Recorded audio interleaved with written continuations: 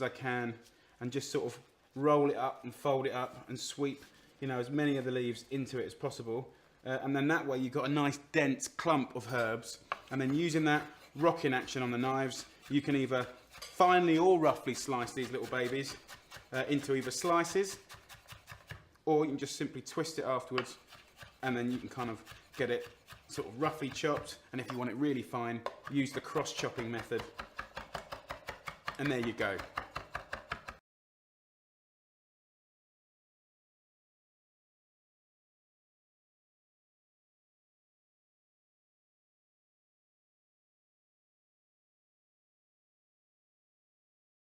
Okay, preparing garlic.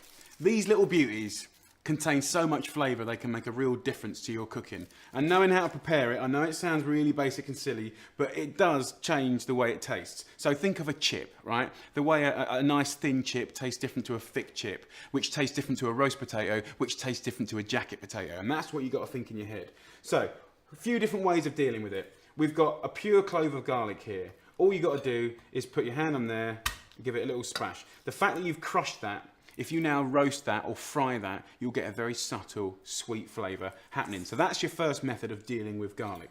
The second one is obviously peeling it. We take the end off here, we do the same as crushing it, give it a little squash, and then literally the skin will just peel off of it, and just, sometimes they're awkward, sometimes they're easy, and then we slice it up. So we're using that rocking action, or the tapping action, fingers tucked away.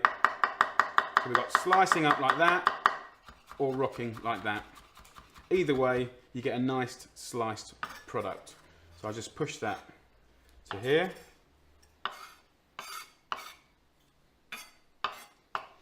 Okay, preparing chilies, dead simple, just got to get your head around it. These little babies, these are great.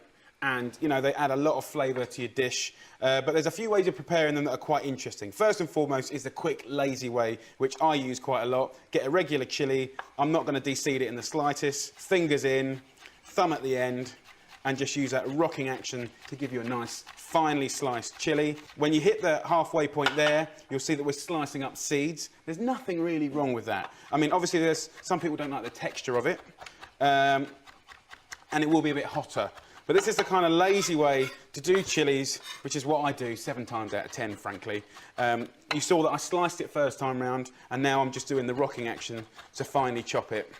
And that's a good little cheats way of doing it. Now, the kind of correct way to do it is to slice it in half. So we get the chili like this, take the core off the end, like that. We put our fingers on either side, and we run the knife carefully and slowly but surely down the length of the chili.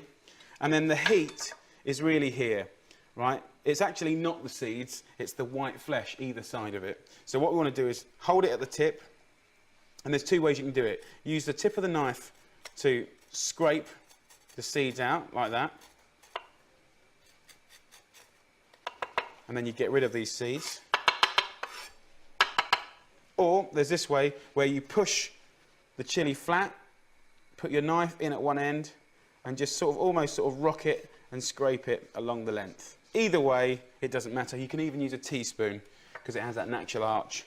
At this point, you've got your chili here. You can either finely slice it this way.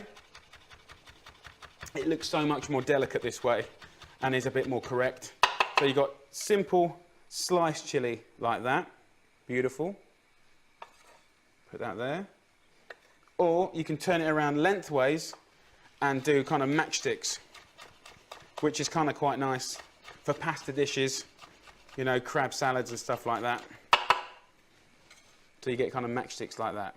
Either way, there's no right or wrong. Now, the other thing to mention is sometimes if you're blackening chilies on a barbecue or griddle pan to peel them and put them in salads or stuff like that, they ask you to grill it whole or roast it whole. Just make sure that when you do that, you just put your knife in it and sort of pierce it like that. Because if you cook a whole chili, it will puff up and it will explode. And if you're anywhere near it, you're going to get hot, burning hot chili juice all over you. And that ain't a pretty story, because I've done it loads of times.